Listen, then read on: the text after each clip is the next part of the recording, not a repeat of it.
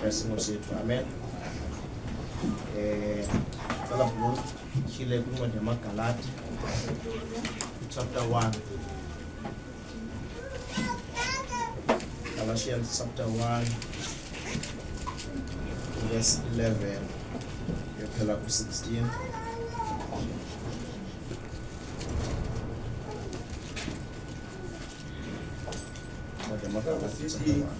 Indaba ezilungileyo zeza kuPawulos zivela kuKristu zingaveli ubandini.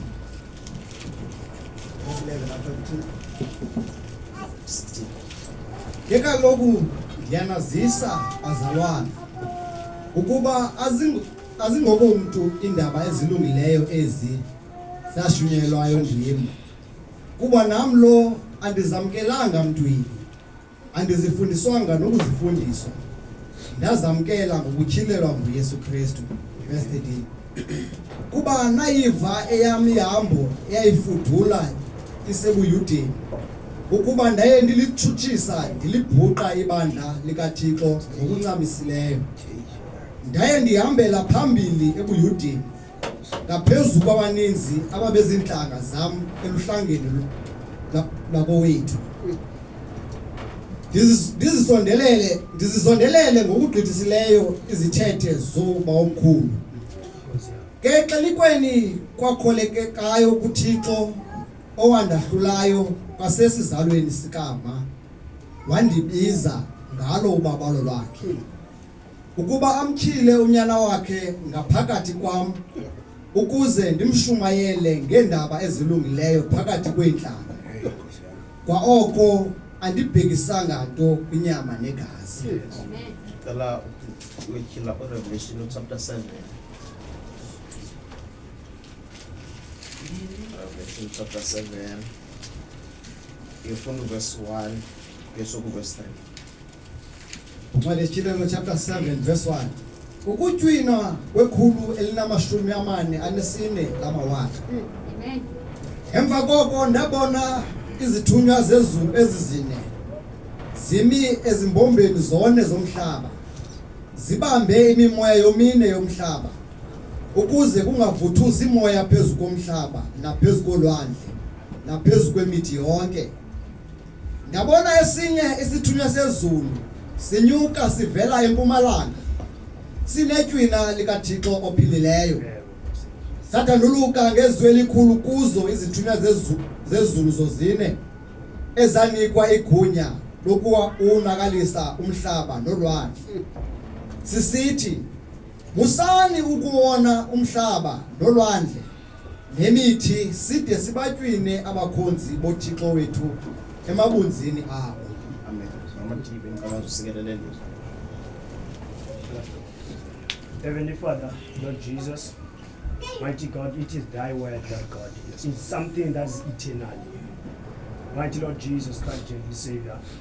It's something, Lord God, that is more than everything that is important upon this world. Father, it is thy word, Lord Jesus Christ.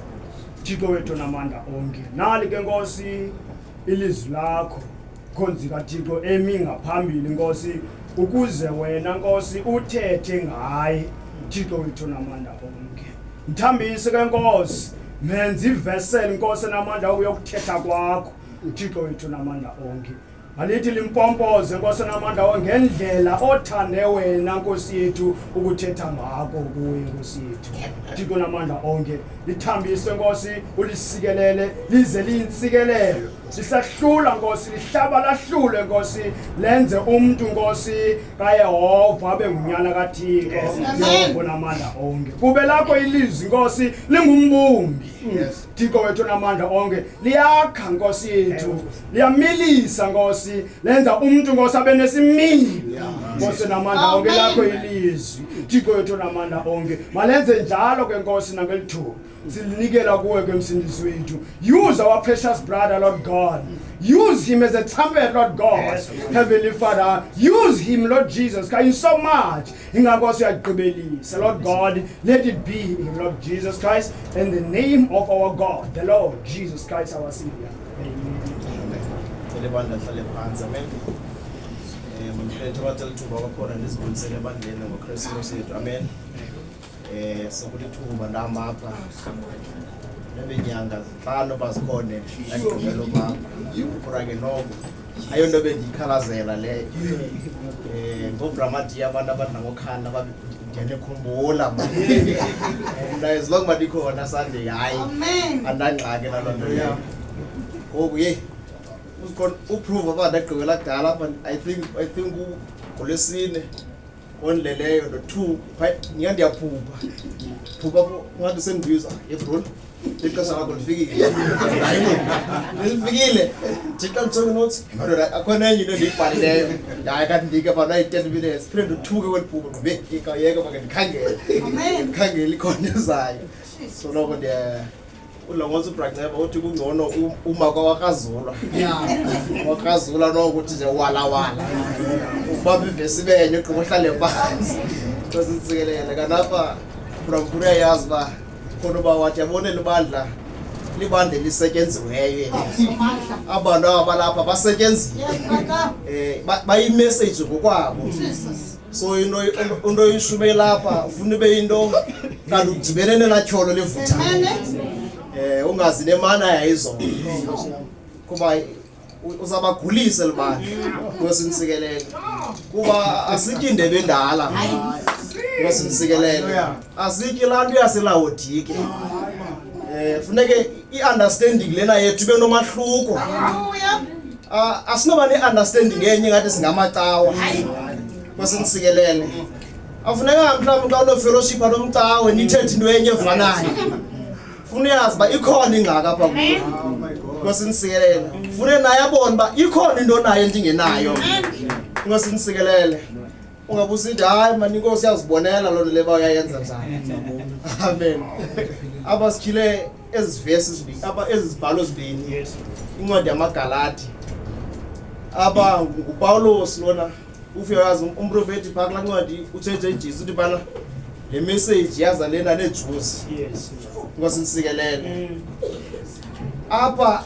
liJude lelokuqala elazana lomyalezo kwiGentiles amen kwesinsikelele kuba kafunde verse 11 ngekaloku ndiyanazisa bazalwane ukuba azingokomntu indaba ezilungileyo ezi zashunyelwayo ndim yabona uba uthi le nto ayonto ayibambe emntwini le kwesinsikelele qhuba mkhonzi kuba nam lo andizamkelanga mntwini andizifundiswanga nokuzifundiswa ndazamkela ngokutyhilelwa nguYesu Kristu yiloo xa ithetha uPeter ngoPawulos athi uyabona lo mposile kukho iincwadi zakhe eziqiqe kanzima kwesinsikelele kuba into ayithethayo ayonto ayive emntwini yinto ayityhilelwe yinkosi enguYesu Kristu ngokwakhe kwesinsikelele qhuba mkhonzi verse 13 kuba nayiva eyam ihambo eyayifudula isebuyudeni icela ihambo yayo uyayiqonda uba apha kuni bakhona abantu abandijonge ngale hambo ndiyayazi ihambo yam kwesinsikelele uri eyayifudula ebuyudeni yiya mkhonzi ukuba ndaye ndilitshutshisa ndilibhuqa ibandla likaThixo ngokuncamisileyo yabona wayengalibhuqi nje libandla kodwa xa ilibhuqa wayelicokisisisa kwesinsikelelo uyayiqonda apha abantu basanijonge ngaloo mehlo mani so angabi ivangeli isibambe kwihambo ezinzima kwesinsikelelo mhlawumbi nawe ubutshutshisa khona kwesinsikelelo kangoba ubutshutshisa ngokuncamisileyo kwesinsikelelo kodwa uYehova xa inecebo ukuthatha sewutshutshise bandleni lakhe ukuthatha soko ladaka akonyula kuhlanga kwesinsikelele le ndoda apha ibalisa ngoludaka yanyulwe kuyo qhuba mkhonzi ndaye ndihambela phambili ebuyudeni ngaphezu kwabaninzi abezintanga zam yayibona apha kontanga ndini bayikhona laa nto kwakuyazi uba izinto ziphelele xa kufuna abatshutshisi baba khona kuthiwa akakafiki manje uSawule kake nikhangele ba uphi qhubeka mfundisi. Ngaphezulu kwabaninzi ababezintanga zami eluhlangeni lakowethu. Ngizizondelele ngogqithisileyo izithethe zowomkhulu. Indoda ayithanda izithethe. Levangeli ikuthatha noba uyinhlabi mkhonzi. Amen. Xa kuthoko kwenu alikwazi ukuqhubeka isiko elithile ungekho uBrahmadadas. Kodwa le ikuhlambe levangeli lelo. Amen. Ikwenza umzalwane. Amen. Amen. Uri kwakholeka kuThixo. Nkosi yami. Nangona ingumntu ezithethe nje iyayitshutshisa ibandla kodwa kwakholeka kuThixo. Haleluya. Uba le ndoda lena mayizise ivangeli apha kwinhlanga. Yes, Lord. Inkosi nisikelele. Amen. Uyabona uYehova yonke into yakho yenza ngeplani. Amen. Wayeyazi apha uza kwinhlaba. Inhlanga ngabantu abangabayedeni nabo. Zizinto ezazingazali naThixo. Uyehova kodwa bakathathe lo uzaziyo izinto zesazithethe. Inkosi nisikelele qhuba mkhonzi. Verse 15. Ke xenikweni kwakholekayo kuThixo owandahlulayo kwasesizalweni sikama wandibiza ngalo ubabalo lwakhe ukuba amtyhile unyana wakhe ngaphakathi kwam ukuze ndimshumayele ngeendaba ezilungileyo phakathi kweentlanga. Kwaoko andibhekisanga nto kwinyama negazi. Ayibhekisanga nto kwinyama negazi. Inkosi nisikelele. Yabona ke but le gospel lena xa umuntu ovela ifuneka iphinde ibuyele kwelaqala ngegentile. But ngoxa ibuyela kwelaqala funeka ibuyele ngendoda epure. Kuba kaloku amaJuda wona kamkeli nantoni. Inkosi nisikelele.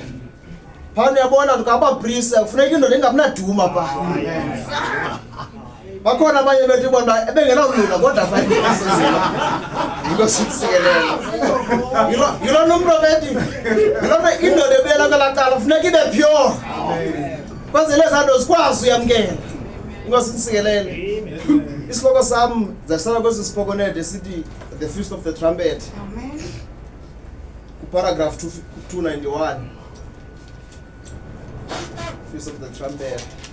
Paragraph 291. Prophet, listen. The seventh church messenger, the seventh trumpet messenger, is all prophets. Yes.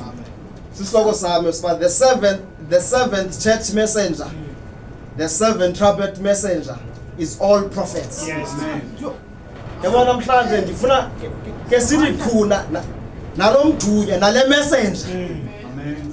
Inkosi nisikelele ba. Messenger yiphile. Uraba kwezi spoken sithi recognizing your day, paragraph 35. Paragraph now at the end of these 7 Sabbaths, which has been there was to be the day of atonement, which was the 7 trumpets, and the 7 trumpets was to call a day of mourning. Yes. Back to the sacrifice or the atonement.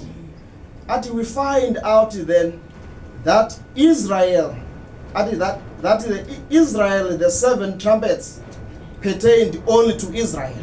Ngosisikelele. So njengoba siqhubeka funeka wena ubambe nje ezo ndawo. Ngosisikelele. Yes. Kodwa safuna apha kule ncwadi uRevelation chapter 7. Apha yi-ceiling lena of 144,000. Amen. Kusifunele yona nje bro. Ukutywina kwekhulu elinamashumi-40 lamawaka.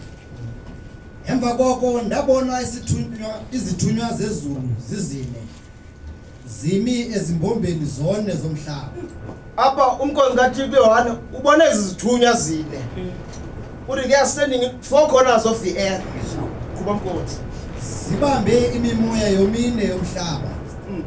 Ukuze kungavuthuzi imoya phezu komhlaba naphezu kolwandle naphezu kwemithi yonke. Bona esinye isithunywa sezulu sinyuka sivela empumalanga sinetywina likaThixo ophilileyo. Sathanduluka ngezwi elikhulu kuzo izithunywa zezulu zozine ezanikwa igunya lokuwunakalisa umhlaba nolwandle sisithi musani ukuwona umhlaba nolwandle nemithi side sibatywini abakhonzi boThixo wethu emabunzini abo.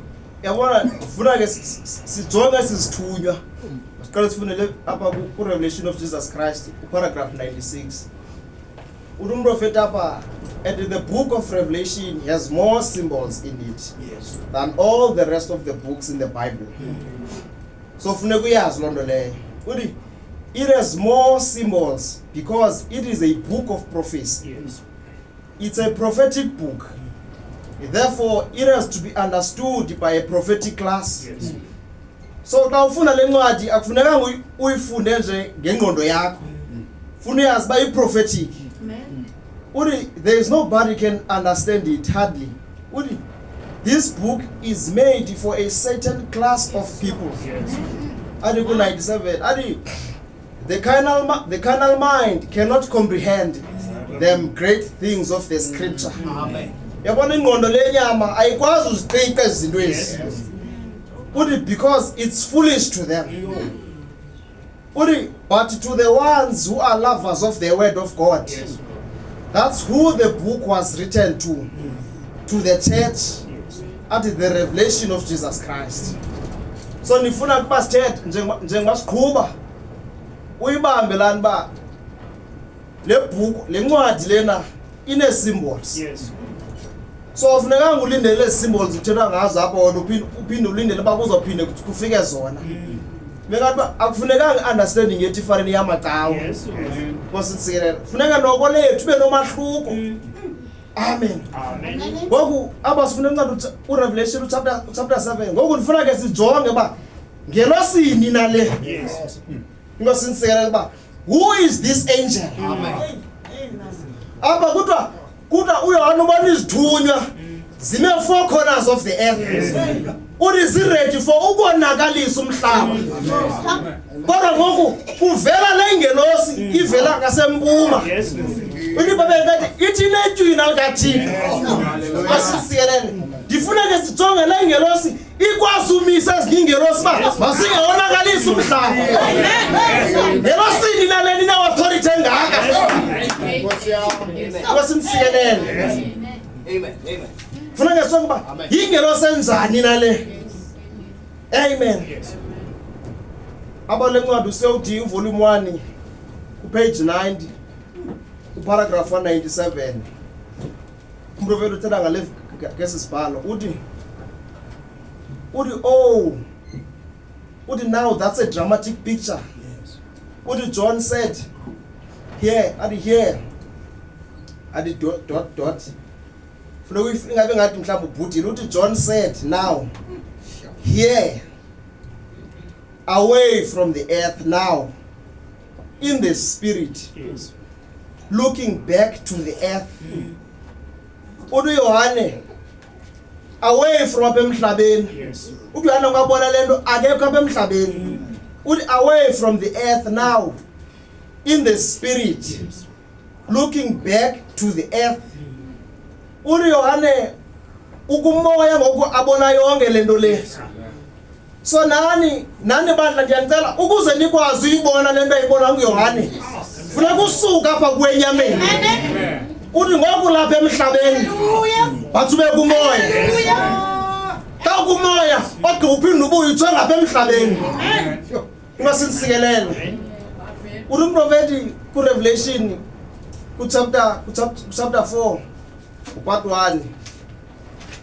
Funa nizibambe ezinantsika. Umprofeti uthi la ngathi kayithetha ndifuna ninxibe ijacket yena kwamoya. Uthi no Revelation chapter 4 part 1 uraba paragraph 121.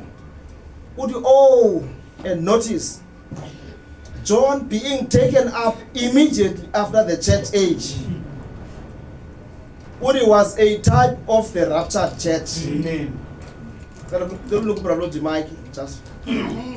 Uraba Revelation chapter 4 part 1 paragraph 129.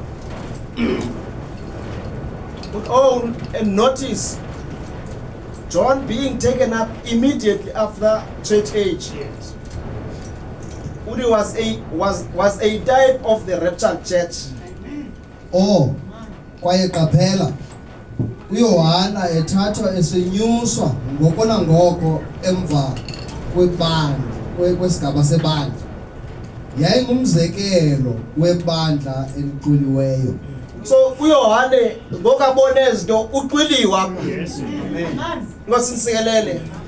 Udi immediately after the church age is over, Kwangoko nangoko emva kokuba isigaba sebandla siphelile, this Laodicean church age, esi sigaba sebandla saseLaodike then comes the rapture. kufika ke ngokuqwilwa. Xa kuphela esi sigaba saseLaodike kufika uqwilo. So uYohane ebone izinto nje uqwiliwe. Amen. But isimanga wawuneba umbona nangu uYohane ePatmos. Ingasinsikelele. Exactly. Uthi bamhlambi bawufuna uncokola nayo ngento zechuku wayezawuxela uba bro uyaniphazamisa man. Uthi the church goes up like John did Yes. Ibandla linyuka njengoba uYohana wenza njalo into the presence of God. liye ebukhonweni bukaThixo. And oh my, Oh bethu that just winds my soul. iyawuzulisa iyawujikelezisa umphefumulo wami. Caught up at the rapture of the church. Ukuthatyathwa ekuqulweni kwebandla. Aba uYohane usePatmos. But uthi umprofeti wayeqiliwe.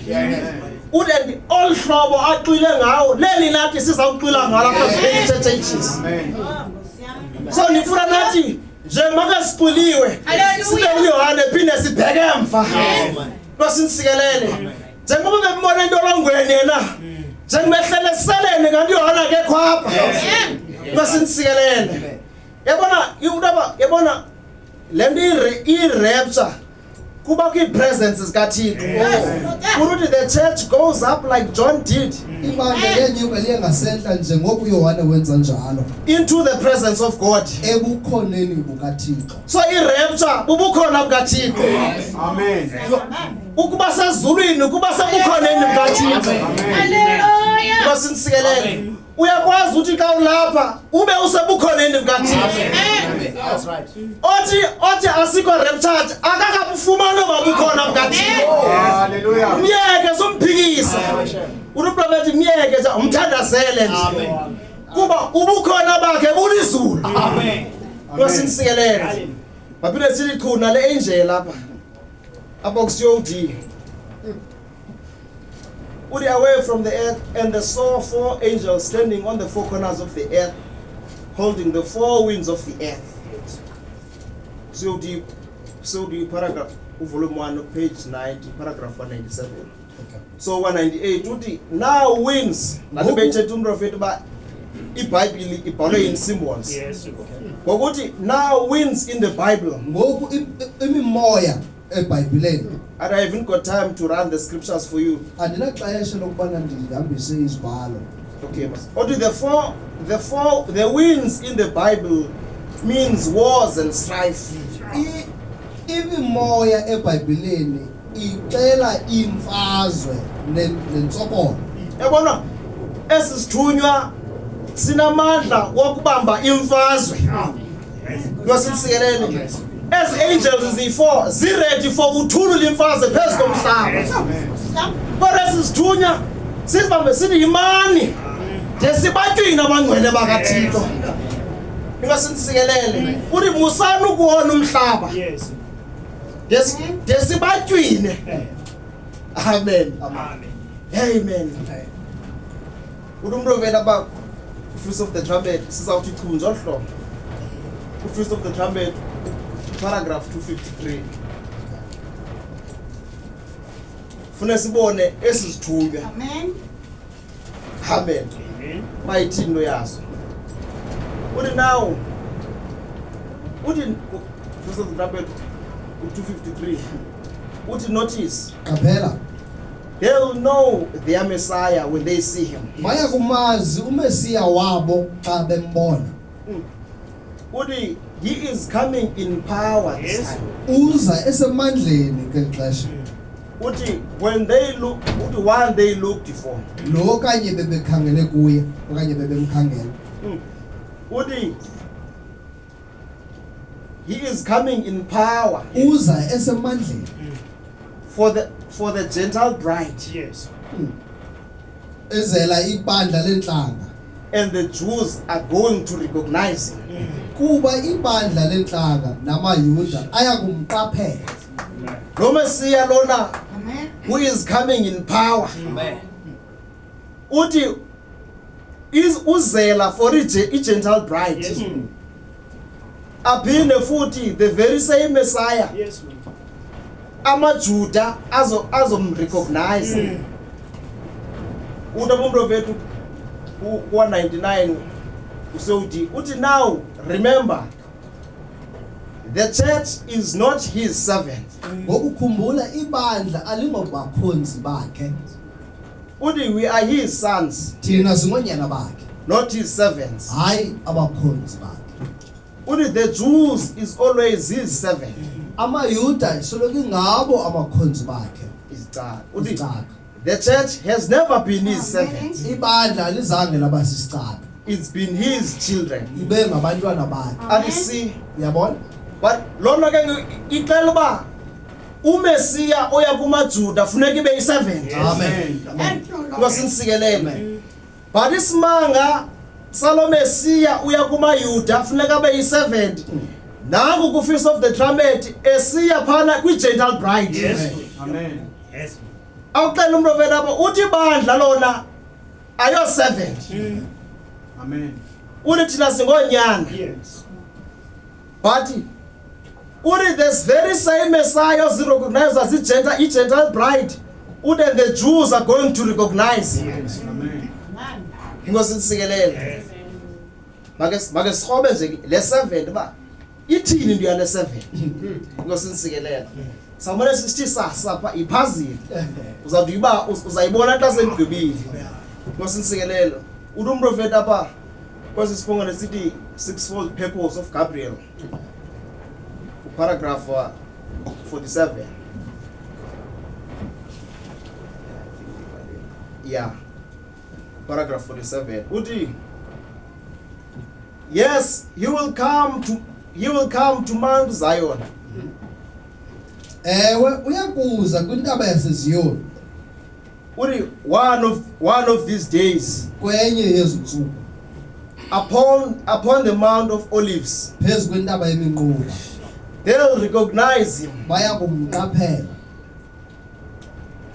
Uti, and all Israel will know it's him. kwaye wonke uIsrayeli uyakuyazi uba nguye The Gentiles will be finished then.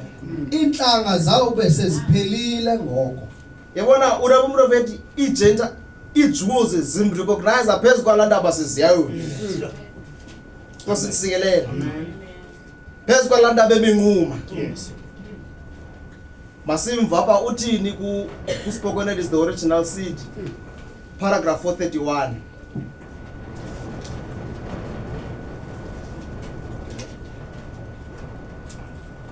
Spoken word is the original seed. Paragraph 439.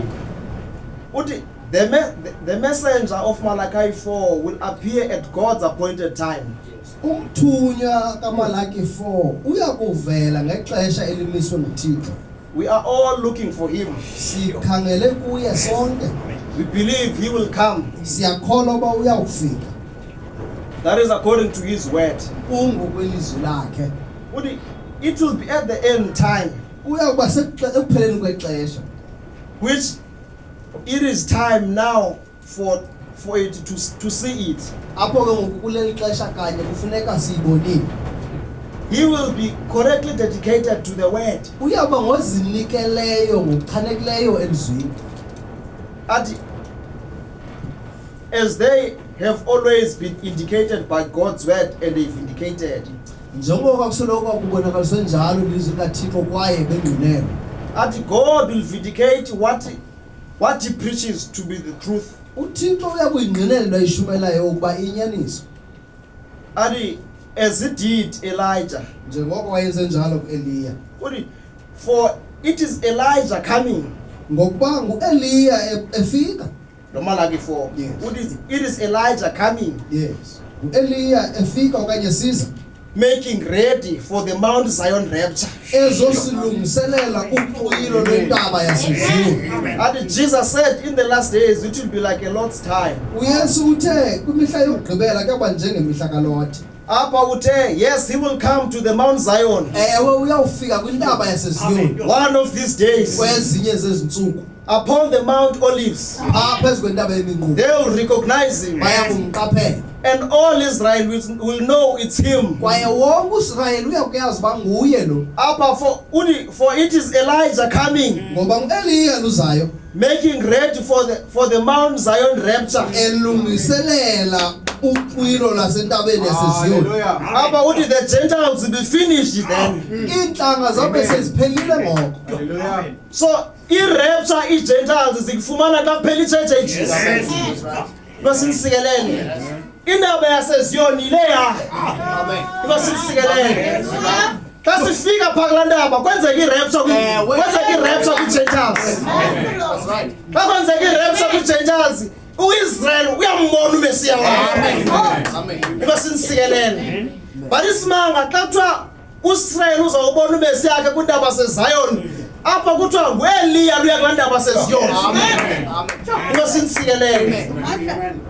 Amen. Amen. Yes. Afuneka le nto ibhalwe apha zii-symbols. So thina kafuneka sikwazi ukudakanga ezi symbols. Kuba lona ngumcimbi ontunundunu lo. Zinzima ezinto ezi. Funeka uqinde xa uzapha. Funeka wahluke umcawe. Kuba asiyo denomination. Hallelujah. Asinokholela izinto ngathi silihlelo. Ngosinsikelele. Udaba umprofeti kuGabriel's instruction kuparagraph 51. Le 7 lesithetha ngayo. Yes. Paragraph 51. Uthi now our kinsman is handed a 7-sealed book of redemption Yes. from the original owner. Amen. Ngoku isihlobo sethu esisondeleyo Isihlobo esondeleyo. Ibasinisikelele. sinikwe incwadi etyhilwe ngamatyhuna asixhenxe yentlangulo ivela kumniniyo. Lesi sihlobo sisonde le ncwadi yentlangulo siyifumana kumniniyo. Ibasinisikelele. Ari amen. Amen. We find who was the original owner. Siyafumana uba yayingubani ke oyena mniniyo. Esi sihlobo sisondeleyo siyifumana phi le ncwadi? Kubani umnini wale ncwadi entlangulo? Ati God himself. YayinguThixo uqobo. And the Lamb came and took the book out of the right of him that sat upon the throne. Wayimvana yeza yayithabatha incwadi esandleni sasenene salowo wayehlele etroneni. Who was the Lamb? Yayingubani mvana? Kubani mvana ithabatha le ncwadi? Kubani le kinsman? Ngosinisikelele. Uthi the Redeemer. Mhlangulo okanye mhlawuleli. Ati our kinsman. Isihlobo esisondeleyo. Lemvana isihlobo esondeleyo. Ngosinisikelele. Ithabatha le ncwadi kumniniyo. Amen. Ati our kinsman redeemer. Isihlobo esihlanguleyo, umhlangulo sisihlobo esisondeleyo. But nasi simanga salo mhlobo usondeleyo. Uthi the kinsman to the church Isihlobo esisondeleyo kwibandla. who come and redeem Israel. Ozayo azohlangula ngoIsrayeli. The same kinsman to the Gentiles is the same kinsman to Israelites. Ngosinisikelele. Hallelujah. Yile servant le. Yonke lanto yenzeka phezu kwalaa ndaba yaseZion. Xa ngaphi iphula umtshakazi. Ngapha uSistrelo uyibona uMesiya wakhe. The same kinsman. Esi sihlobo sisondeleyo. Esi sihlobo sine-access kumnina le ncwadi. Ngosinisikelele. Le ndoda wayithemba uYehova. The original owner of the book. Wathemba le mvana. Le mvana ihlala etroneni. Itrona yozulu. Amen. Inkosi insikelele. Amen. Amen. Kaloku asipha phezu kwale ndaba. Phana uyabona apha kwentala apha ku-7 church ages. Yes. Kukho izinto zine ziphilileyo. Anumove xa ithetha ziibhisi ezilwa namarhamncwa, which is fossils apha. But ukwela cala akho nto ziphilileyo phaa. Uthi but kulapho kutyhilwa khona itywila lesihlanu nelesithandathu nelesixhenxe. Yilaa ndaba seziyoni leyo. Yes. That's right. Nkosi insikelele. Khawutyhile bhulu uncwadi wamaHebheru chapter 12.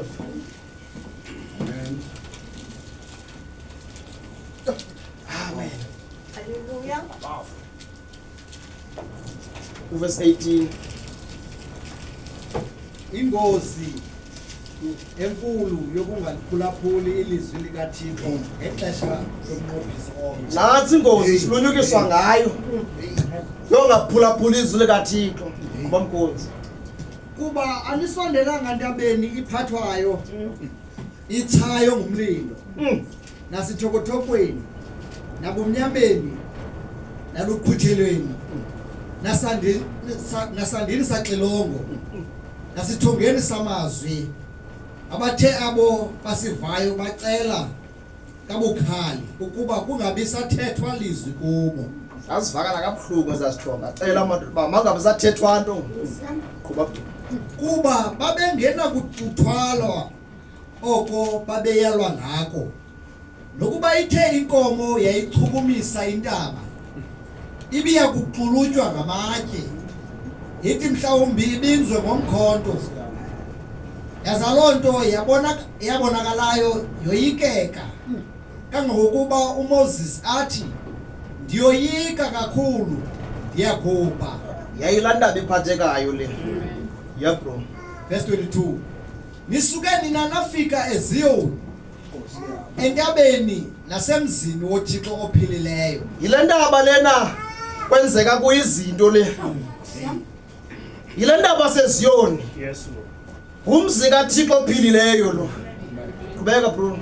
KwiYerusalem yasemazulwini nakumawakawaka ezithunywa zezulu. Kwingqungquthela nakwibandla lamazibulo abhaliweyo emazulwini. It's verse 25. Lumkani ningamali lowo uthethayo. Yes. Ukuba ke abo bamalayo lowo wahlabayo izihlabo emhlabeni abasindanga. Nasi isilumkiso. Nami namhlanje ndizokhupha isilumkiso ba lumkani ningamali luthethayo. Yes. Bakwenzakala aba babethetha kakubi ngalwa ehlaba izihlabo emhlabeni kuba mkonzi. Kobeka phina ke ukugqithisela ukungasindi kwethu thina bamnikela umva lowo uhlaba esemazulwini. Lona ngoku akahlabe semhlabeni uhlabe semazulwini lo. Amen. Ngosinsikelele kuba mkonzi. Verse 26. Olizwi oko lawuzamazamisayo umhlaba. Ngokuke ubeke ngedinga esithi kuseya kuba ngumzuzwana endiyakuthi mna ndinganyikimisi umhlaba wodwa ndinyikimise nalo izulu. Esizithunywa sihlaba izihlabo sisemazulwini. Amen. Unomprofeti apha ku-Feast of the Trumpets paragraph 42. Sizawuthi chodloba zona abantu. Uthi the one day in Sabino Canon. Yes. Ngenye imini eSabino Canyon. Uthi why God called me early in the morning up there. Xa kanye uThixo wayendibizile kusasa ngentseni ndibizele phezulu pha. Uthi I was up with my hands in the air Ndandiphakamisa izandla ndiziphakamisele emoyeni and praying, ndithandaza. and a sword came into my hands. Kwafika ikrele langena ezandleni zam. And you know that I stood there and looked at it, Niyayazi loo nto ndama phaa ndalikhangela kanye ndalijonga. just natural as my hand is now. Isesibana sesemvelo njengoba isandla sam sinje. Uthi not knowing what it meant. Ndingayazi uba ithetha ukuthini. Athi but and it was left me with a voice that said, Yandishiya nelizwi elathi this is the sword of the king. eli likrele lekumkani. And then later when the angel of the Lord revealed it, ke kamva ingelosi xa yayityhila and it was the word of God in the hand. ingelosi yenkosi yayityhila ukubana lilizwi likaThixo esandleni.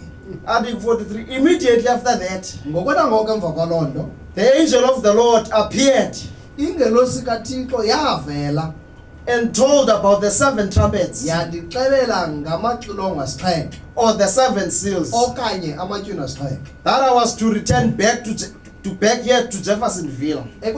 kufuneka ndibuyele umva eJeffersonville. Wemkhumbula pha kuseyizise time esangelosi xa zimthatha zamnyusa. Yes. Ngoku xa ibuyele eJeffersonville ngoku akahlabi isihlaba emhlabeni. Uhlaba isihlaba esemazulwini. Ngosinserele. Uthi if I've ever said anything that was inspired, Uba ndake ndathetha into enempembelelo uthi it was in that, yayikulaa nto there where the angel of the Lord met us. phaa kanye apho ingelosi yenkosi yasihlangana nathi khona. And the Bible became a new Bible. iBhayibhile yaba yiBhayibhile entsha. Yes. Ngoku xa ihlaba ezi zihlabo esemazulwini, Yes. iBhayibhile eyiBhayibhile entsha. Yatshintsha ngoku. Ngosinsikelele. Uthi there it opened up and revealed all things that the reformers and things had left out.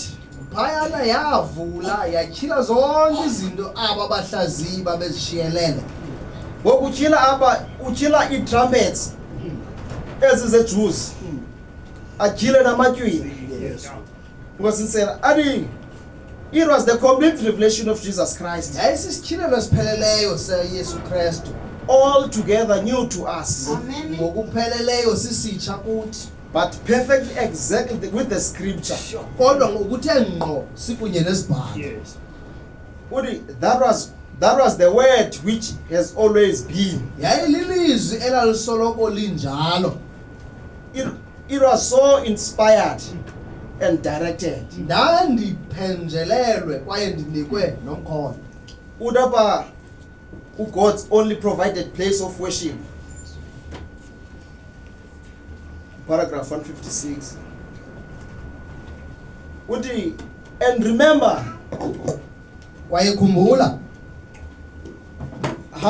how we just went through the church ages. njengokuba besike sadlula ke siqhubekeka nomabandla sixhenxe. Uthi, the messenger to the church comes just at the dying of the church age, always. Umthunywa kwibandla usoloko esiza kanye ekufeni kwesinye isigaba. Uthi the dying of the Pentecost Ukufa kwePentecost brings forth the rapturing of the bride. kuzisa ukuxhwilwa kwebandla. Amen. Yes. Ingaba siphumile ePentecost? If sithi siphumile ePentecost, then si raptured. If uthi awukho raptured, that means usesePentecost. You are still a Pentecostal. Ngosinsikelele, and akho nto sinoyithetha nawe. Umuntu okayithetha, you can't reveal these things to Pentecostal babies. Uselikhuni kangaka nje useyiPentecostal. Ngosinsikelele. Asiphinde silichungo siyowudinga. Simva xa ithetha. Ngale 7.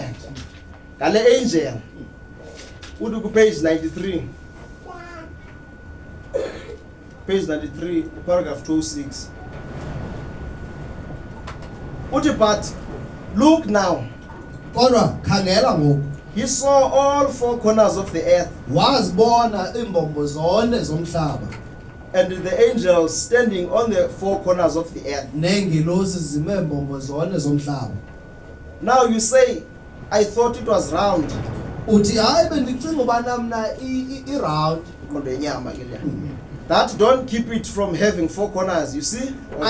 Ayiyenzi loo nto ingebi nazo iimbombo ezine zo.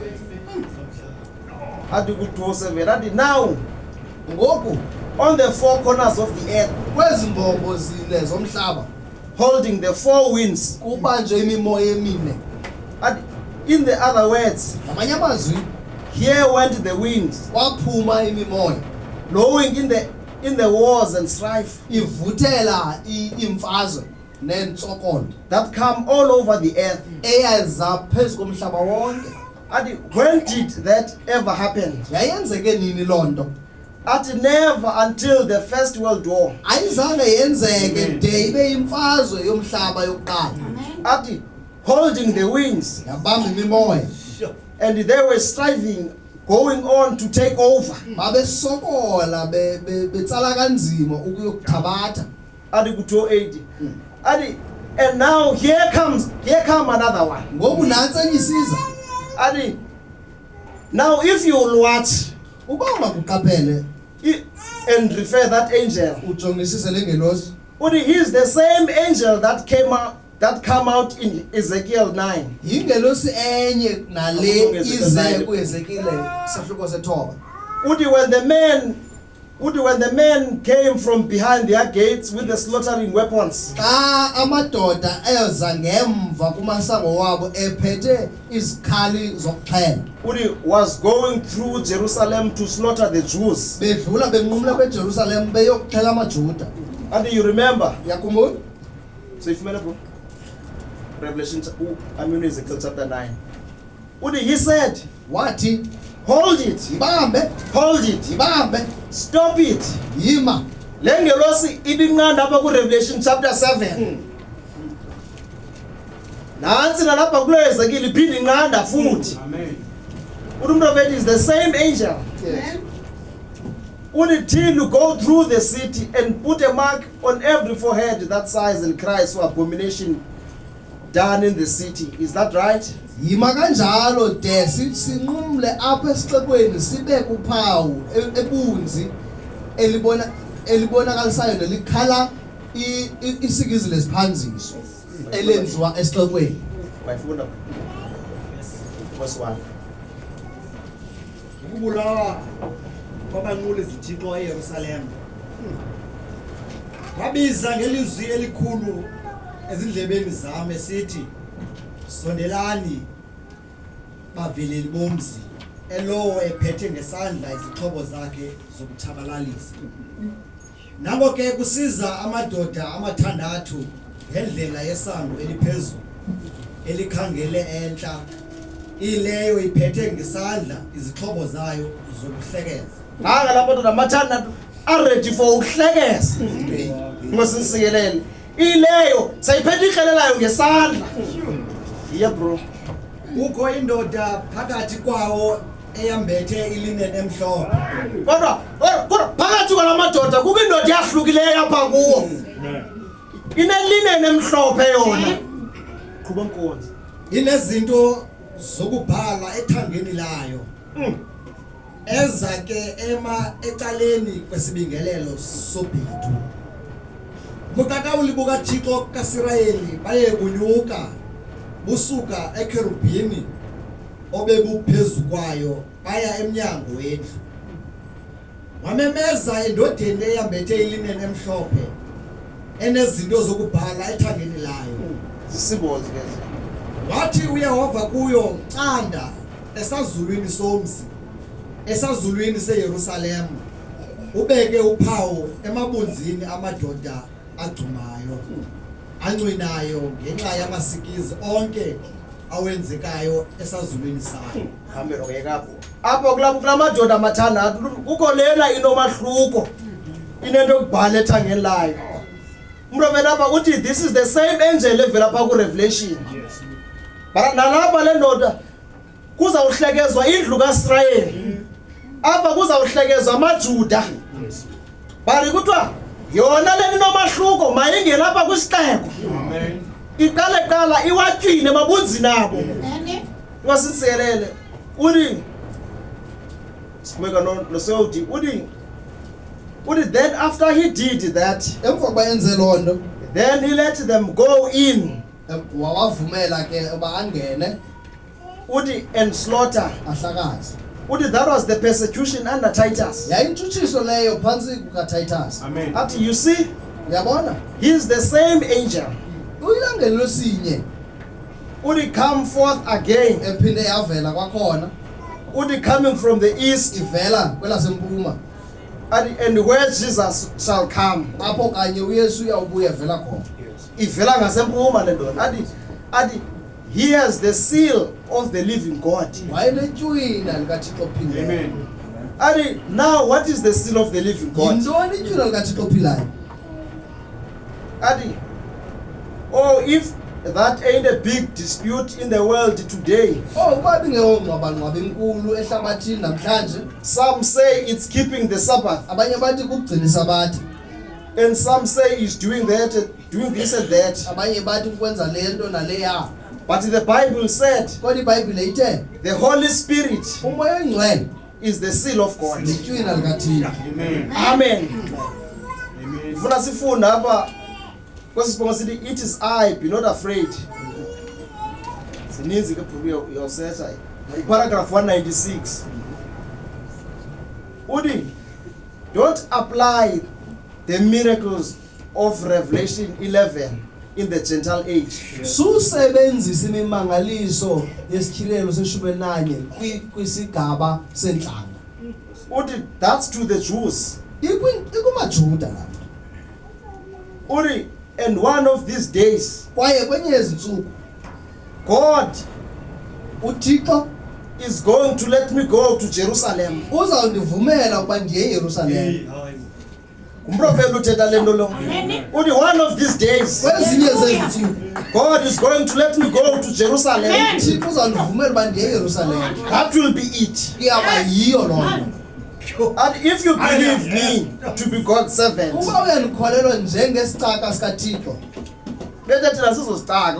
If you believe me to be God's servant, uba uyandikholelwa njengesicaka sikaThixo, when the Jews receive Christ as Messiah, xa amaJuda esamkela uKristu njengomesaya, the Gentiles are finished. iintlanga ziphelile, kugqityiwe ngazo.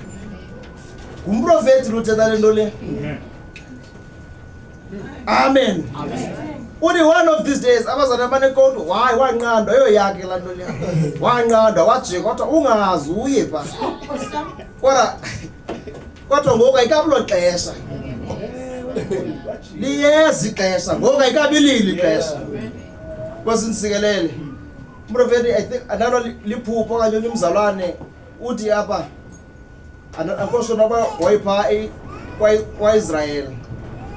But uthi xa ibona la maJuda ekhala efuna uMesiya, uthi Brother Branham ndacinga wena xa ndibabona ekhalo lahlobo.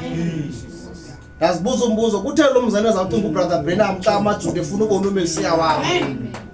Ngosinsikelele. Uthi umprofeta kwezi sipokane sithi the seal of the Christ. Kanti sibhale kuba sisidi lesokwenza sifumana. Okay, the seal of the Christ.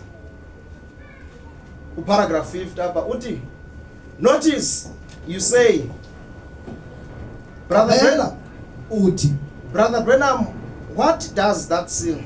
mzalwane uBranham yintoni eyenzela tywina? Uthi last night someone Mphezolo omnye to you brother kuwe ke mzalwane that said on the radio. ubuthe kanye kunomathotholo. Xa bikhona livo mu Revelation 7 kunomathotholo izolo. Zezinkqubo zangokuhlwa ndiyabona. Uthi that said on the radio. Ubuthe kwa kunomathotholo. That is the seal of God would be a tattoo across your head. Ukubana itywina lizawube itshazi apha kanye esibunzi. Yaqola lento le ibibili manzi. Ixela abantu namathotholo ba itywina likaThixo yithathu le. Uthi tattoo on your head. Izaba umcoco apha phezu kwentloko. Athi what was the seal of God in the first place? Yayintoni itywina likaThixo kanti kuqala? Athi the seal of God was the baptism of the Holy Spirit. Itywina likaThixo yayingubhaptizo likaMoya Oyingcwele.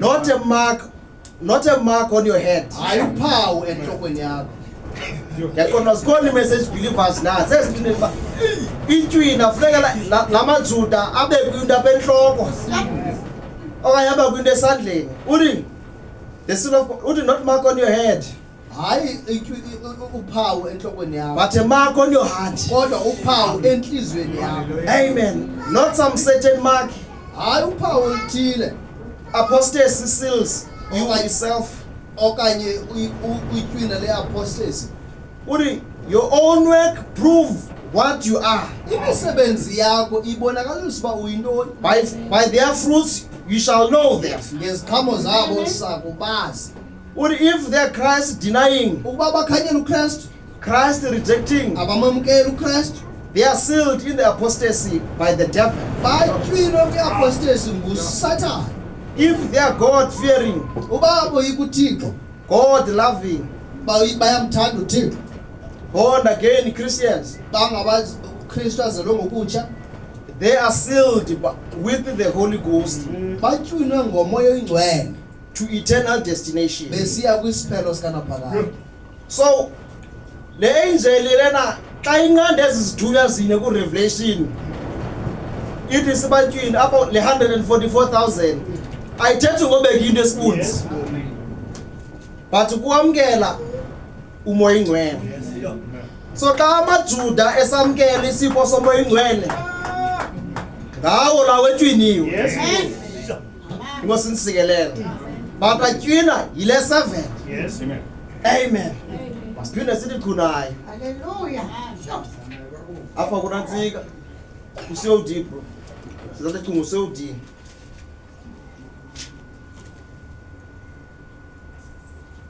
Paragraph 212.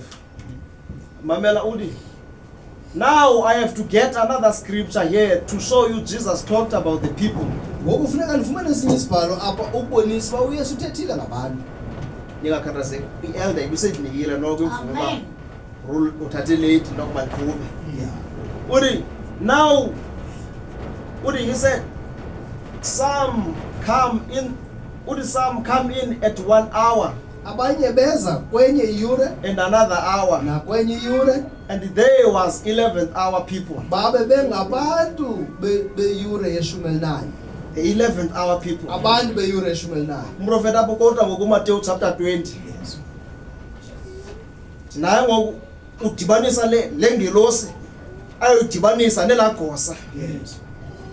Ayidibanise nesasikwadi samkelisa abantu elonge edanariyo yakhe.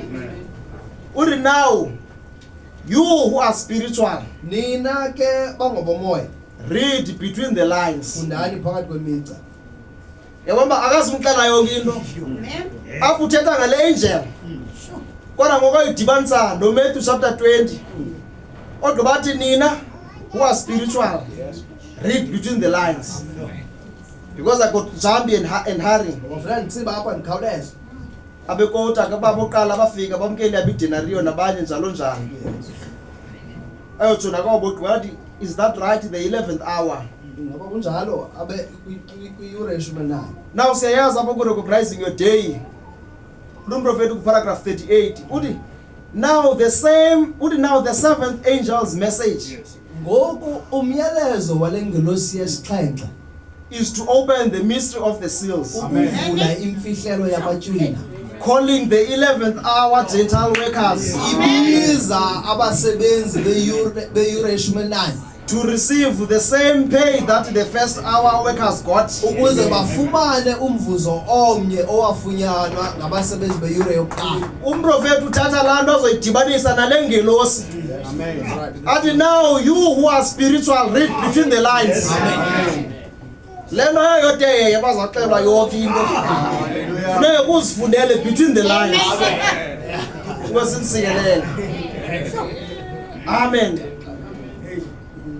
Umprofeti paragraph 214 athi, and he said, Wathi hold it, mbambe stop it, yima kanjani until we have sealed the servants of God. side sibe siwatywinile izicako kanye abakhonzi bakaThixo. Other words, we are bringing them in from all nations. Ngamanye amazwi siyabathatha sibafaka besuka kwizizwe ngezizwe. Ile 144,000. Amen.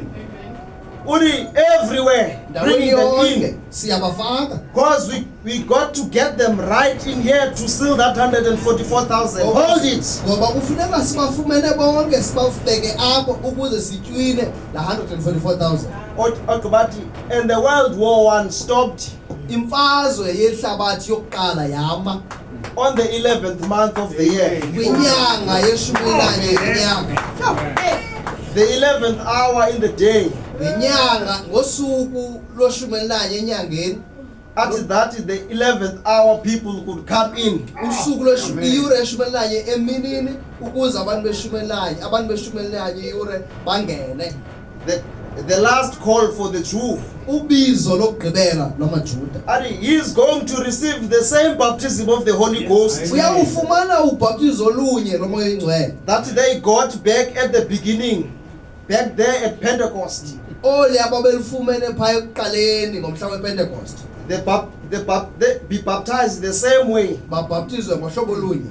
and everything, the 11th hour people moving in. Nento yonke abantu beshumelanye bengena. Yabona umuntu wethu uyidibanisa lento ngona abantu balayure. Inkosi nisikelele. Yonke lento yenziwa yile angel. Amen. Yelosini nale. Amen. Ineligunya lingaka. Amen. That's right. Amen. Amen. Ari, how long you going to hold it? Uzayibamba kude kubenini. Until we have sealed the servants of our God. Sibe sitywinile izitako kanye abakhonzi bakaThixo wethu. Udi, we are sealing the Gentiles. Sitywina inhlanga. They have been sealed away. Batywiniwe. 1,000 times. Udi, thousands through the persecutions. Batywiniwe bonke babekwa bucala amawaka ngamawaka ngentshutshiso nangembandezelo. Udi, they are sealed away. Batywiniwe. But wait a minute. Kodwa yima umzuzwana. Just a minute. Umzuzwana nje. Don't let the time come till we seal these servants. Ungavumi uba ixesha lifike side sitywine ezisithathu. Udaba kubhikiwe ngenhlanga kodwa khawume nje siqale sitywine 144,000. Uthi then the winds was let loose again. Imimoya yaphinda yakhululwa kakhona. Ikhululayo kwayile angel.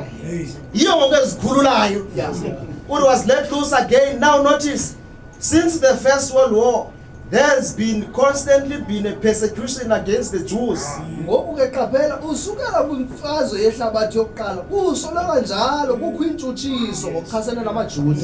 Upraised Hitler for the Second World War. Wavuka uHitler kwimfazwe yesibini yehlabathi. And when he did begin to he was going to tear the whole world right around. Wayeza likhazula ihlabathi lonke. He was going to tear it up. Wayeza likhazula ligqibe tu. Amen. Adaba page 97, paragraph 231.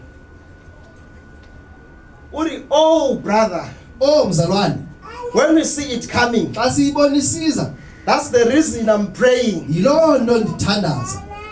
I'm crying to God. Seso sizathu uba ndikhale kuThixo.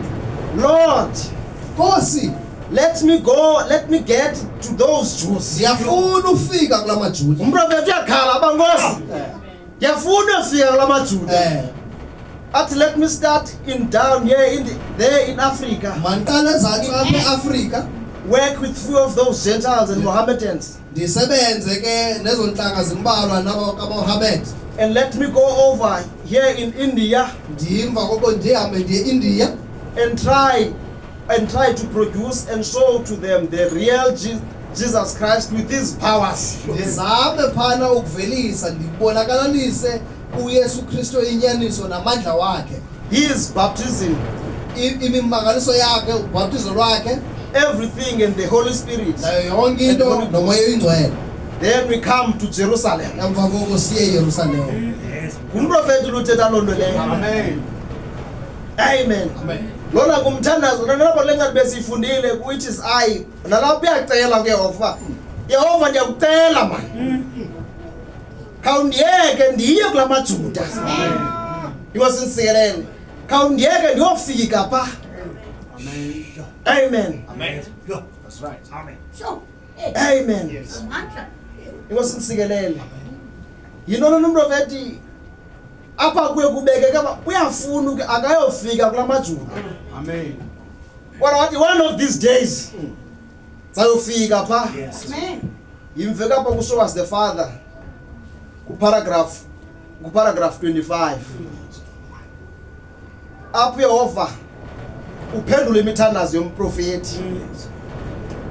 Uthi I said, well, I'm an Irishman by birth. Ndathi eneneni ke ndiyindoda yom-Irish ngokuzalwa. Ari, the first birth. ngozalo lokuqala Athi a Jew by second. ndilijuda ngozalo lesibili Hallelujah. Umprofeti uthetha loo nto leyo. Glory to God. Ululuju ngozalo lokuqala ungum-Irish. Amen. But ngolwesibini uzalo, he's a Jew. Uye luthetha loo nto leyo. Apha kwesi sibonga sithi the 10 virgins and 144,000. Paragraph 93. How's the question? Paragraph 93. Udi. Now to see whether this message that we got is connected with it or not. ngokuba sibona ukuba lo myalezo sinawo uqhagamshelene na okanye kunjalo The very hour that Israel was signed in to be a nation, ngayure inye uIsrayeli wayetyikityo ukuba ulilizwe it was the very same hour, the very same day, very same month, everything else. yayiyure enye imini enye inyanga enye nayo yonke enye into I was at Green Mills, Indiana. ndandise-Green Mills eIndiana That angel there appeared to me qala ngelosi yavelayo kum and sent me out on the field with this. yandithumela edlelweni nale nto After he had met me down on the river, emva kokuba wayehlangene nam emlanjeni he told me what would take place. wandixelela into ezawuthabatha indawo Then commissioned me 11 years later at the same hour that Israel was signed as a nation. emva koko yandinika umyalelo emva kweminyaka eyi-11 ngala yure inye uIsrayeli wayetyikitywa njengehlabangilizwe And it's all connected together. yonke le nto lena inxibelelene Hallelujah. Israel sayinwa njengelizwe. Yes, true. Nomprofeti naye langelosifika kuye. Uthi yonke le nto is connected together. Amen. Ngabandla noko sisasebethukana. Thank you, Lord. Uthi amen. Apha ngoku kuphenduleka lo mthandazo umprofeti udale nawo. That's right. Wokufuna ukushumela kumaJuda. Uthi ku paragraph 148 Feast of the Trumpets. Uthi now let me say this right here, ngoku mandithethe le nto kanye apha that every trumpet ukuba lonke ixilongo that blowed elavuthelwayo under the 6th seal, phantsi kwetyina lesithandathu will get to it in few minutes. uzawungena kuloo nto kwimizuzwana embalwa nje Where we caught the seal there, apho sifumene khona itywina until all the trumpets sounded under the 6th seal. konke amaxilongo avakaliswa Amen. phantsi kwetyina lesithandathu And because the 7th seal, ngoba itywina lesixhenxe there was silence. kwakukho inzolo No one knew akho bani wayesazi that it was the minute or the hour that Christ would come. ukuba yayingumzuzu okanye iyure ukristu wayezawufika ngayo Kulaa nzolo kulapho uKristu afika khona. Hallelujah. Umprofeti ayithetha uthi ngexesha lofika kwakhe uthi the 7th angel is here on earth. Amen.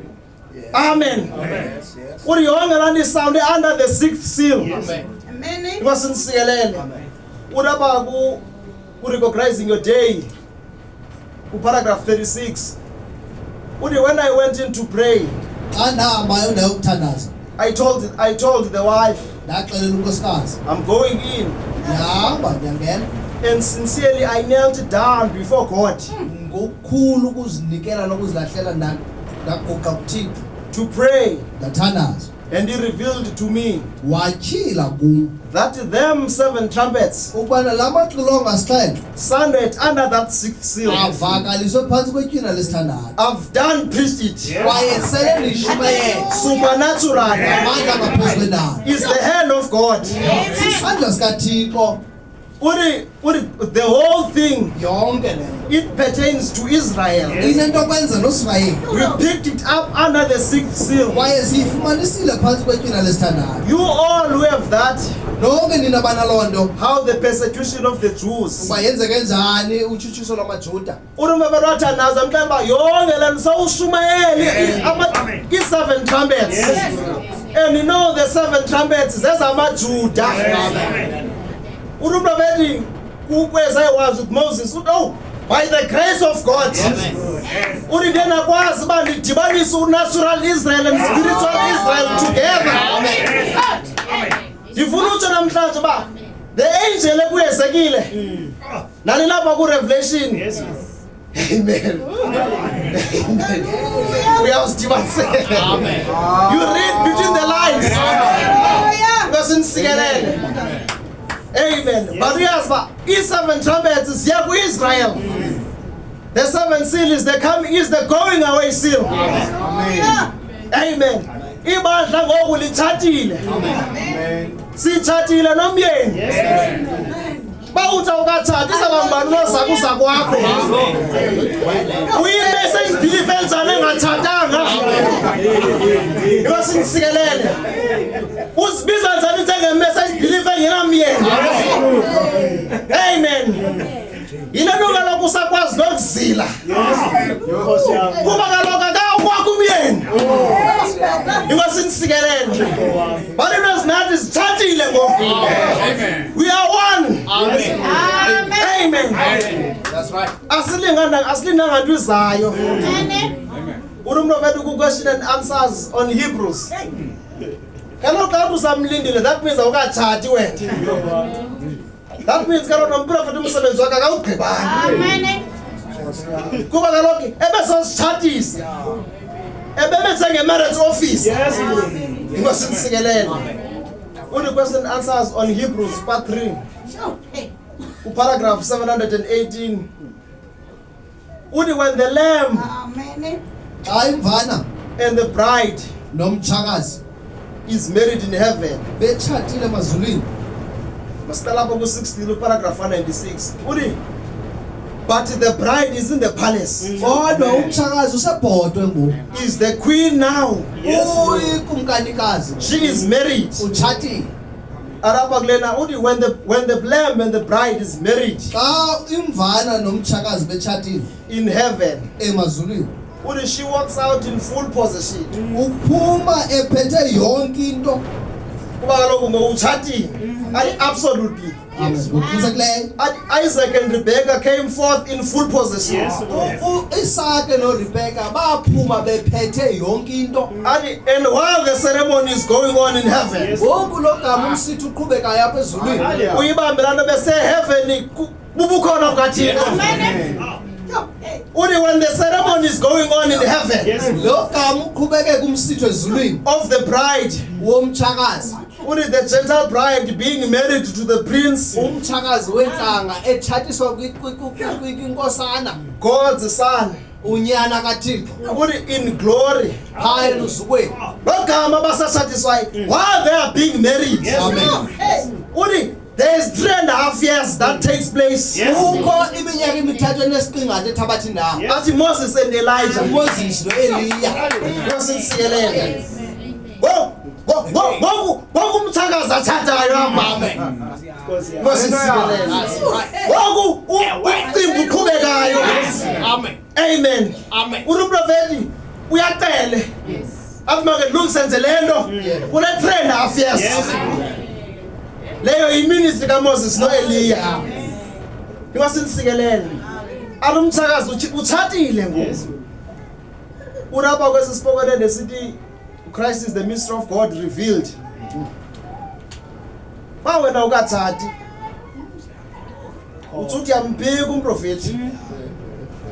Akawugqibanga umsebenzi wakhe. About Christ the mystery of God, paragraph 465.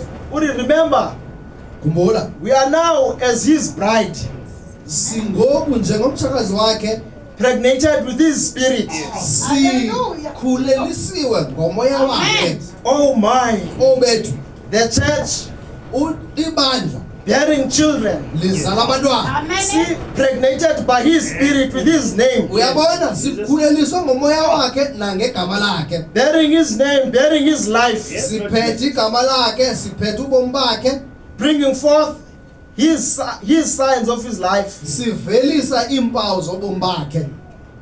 Xa uthi wena ke ngoku akekho, that means awukathathi.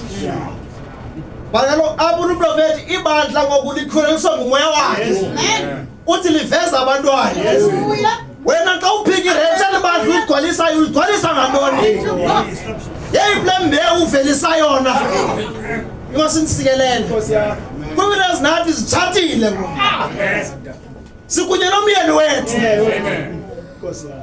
Siveza abantwana bemvana. Amen. Wena xa uveza abantwana uveza abantwana abantoni? Yes, Lord. Hallelujah. Ithi iBhayibhile ke baninzi abantwana beshiywa.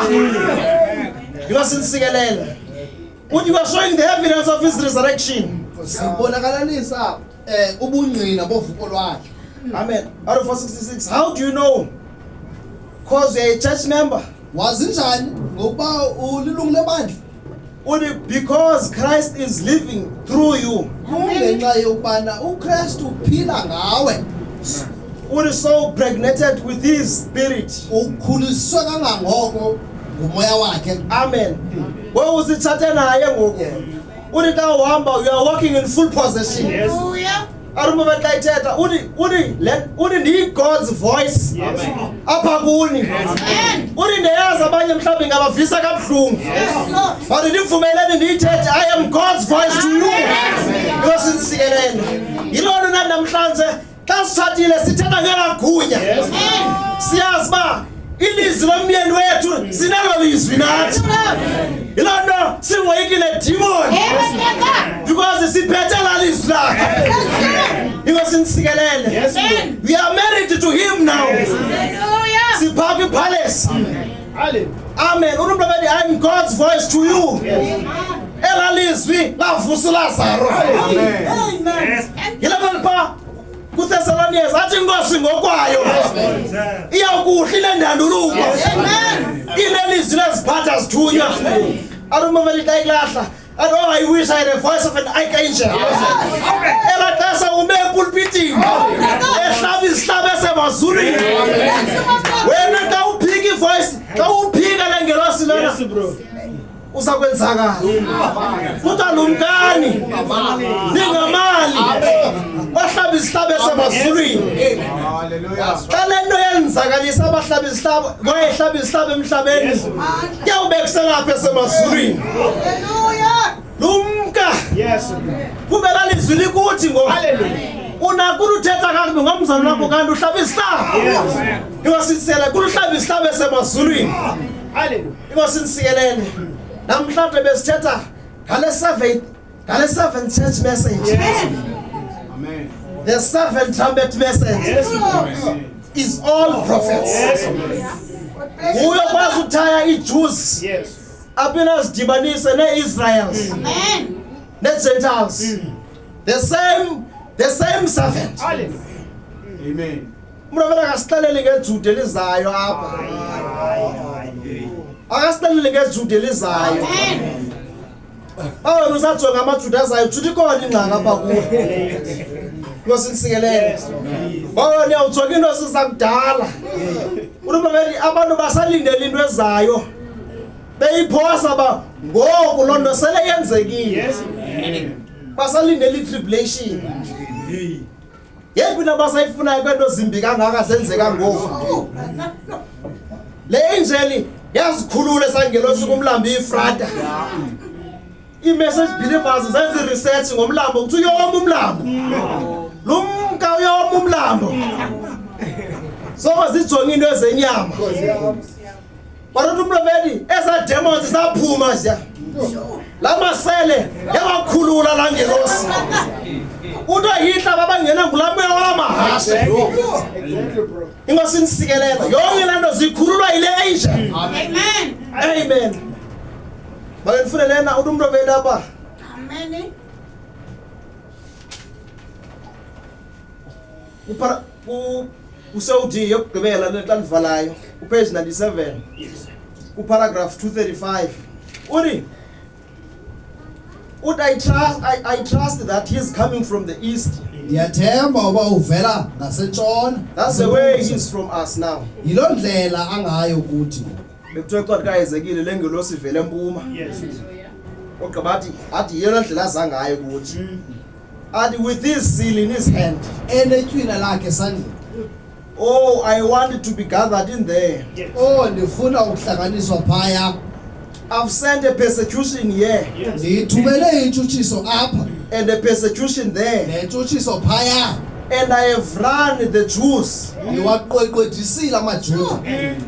and drove them as hard as I could. Ndawaqhuba kanzima benoba nako. Umprofeti lo thetha loo nto leyo. And they've drove back in. Kwaye bahambile babuyela emva. Many Jews in the United States, AmaYuda amaninzi apha eUnited States Yes. which they won't escape from, abangasoze basinde kuyo. has already received the Holy Ghost. Yes. Sele bewufumene umoya oyingcwele. But I've got all 444,000 standing there. Kodwa ndinela 144,000 ime pha. That's going to receive the baptism of the Holy Ghost. Nayo iza kwamkela ubhaptizo lomoya oyingcwele. Kanti ngumprofeti lutyina amajuda. Amen. Ngumprofeti ludrive amajuda ngokwakhe. Hallelujah. Of course, Wena mntu usalindele amadoda amabini azayo esingawaziyo phofu aphi ngoku. Yaba into yanile umprofeti esixelela uba ndiwaqhube kalukhulu amajuda. Kwakutshonla. Uthi ndiwaqhube kalukhulu. Hallelujah. Uthi ndiwamkelisa umoya oyingcwele. Amen. Amen.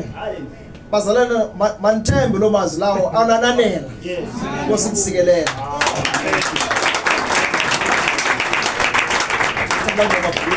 Into soze laphela amandla. Amen.